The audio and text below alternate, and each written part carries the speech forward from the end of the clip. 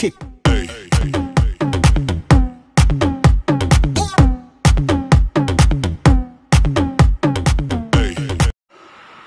Assalamualaikum warahmatullahi wabarakatuh.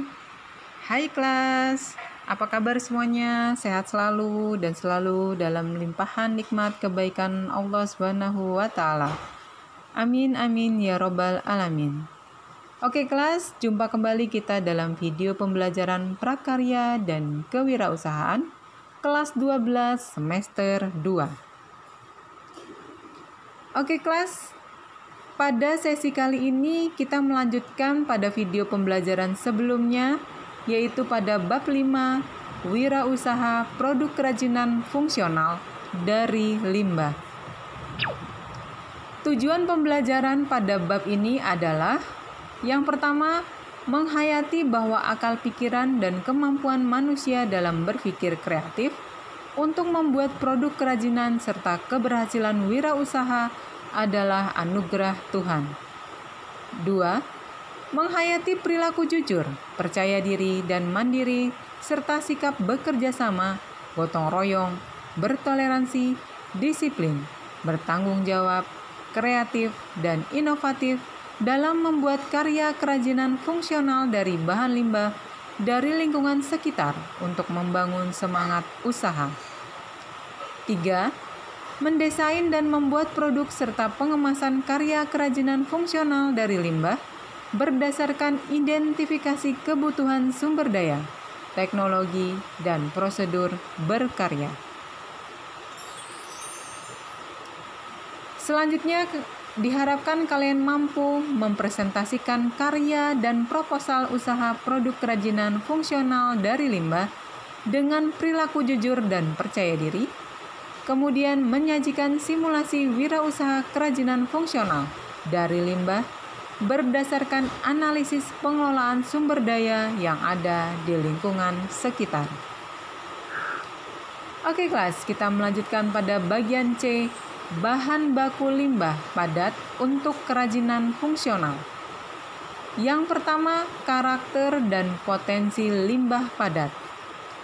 Limbah padat sangat beragam, baik material, bentuk, warna, maupun teksturnya. Produk fungsional yang merupakan bagian dari gaya hidup dan fashion memanfaatkan bahan limbah yang memiliki potensi untuk menghasilkan nilai estetika. Produk fungsional yang bukan bagian dari fashion memanfaatkan material limbah yang memiliki karakter material sesuai untuk fungsi produk tersebut. Pembuatan produk tas fashion dapat memanfaatkan material dengan warna menarik agar tas yang dihasilkan memiliki nilai estetika yang tinggi. Kegiatan bercocok tanam membutuhkan air. Produk fungsional untuk bercocok tanam dapat memanfaatkan limbah plastik karena ketahanan material tersebut terhadap air. Material limbah untuk produk kerajinan fungsional harus memiliki karakter sesuai fungsi produk yang akan dibuat. Oke kelas, sebagai tugas individu 4, limbah apakah ini? Kenali material dan karakter limbah padat yang ada di sekitarmu. Buatlah tabel dan tuliskan hasil pengamatan Anda seperti pada tabel contoh. Karakter dan potensi material limbah. Ini sebagai contoh, nomor, jenis limbah, material, karakter atau potensi. Silakan Anda memodifikasi tabel ini sesuai dengan kebutuhan dan keinginan Anda, sehingga menjadi lebih baik dan mudah dimengerti. Tabel boleh dilengkapi dengan gambar atau contoh dari limbah aslinya. Oke kelas, dari limbah padat terdiri dari bahan baku produk fashion fungsional dan bahan baku produk fungsional non-fashion. Dari keduanya mempunyai kekuatan konstruksi sesuai fungsi dan ketahanan terhadap air sesuai tuntutan fungsi. Dari bahan baku produk fashion fungsional memiliki nilai estetis. 2. Bahan utama dan bahan pendukung produk fungsional. Sebuah produk fungsional harus memiliki konstruksi yang baik agar aman dan nyaman saat digunakan. Konstruksi yang baik didukung oleh pemilihan bahan baku dengan material dan bentuk yang tepat.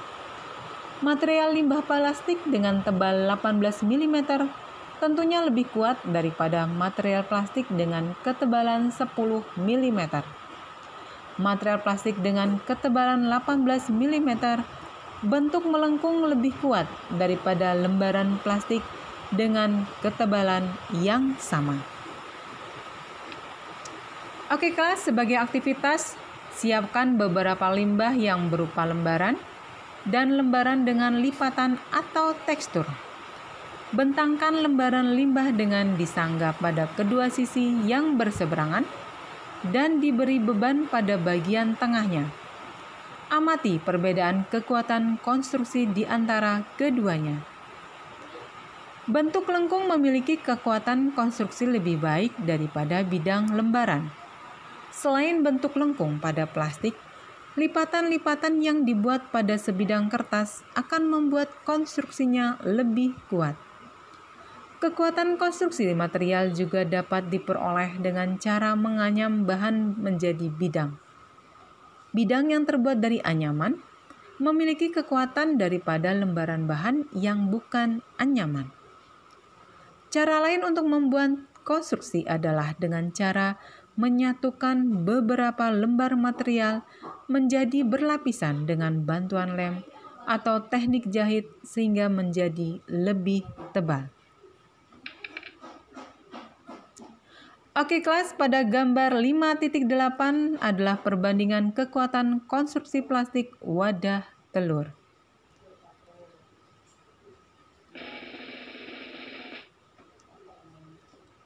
Produk fungsional dapat memanfaatkan satu atau kombinasi dari beberapa limbah sebagai bahan utamanya. Pada proses pembentuk produk dapat didukung dengan material tambahan seperti lem, benang, jahit, tali, kawat, ataupun bahan baku tambahan seperti karet, resleting, velcro, dan lain-lain.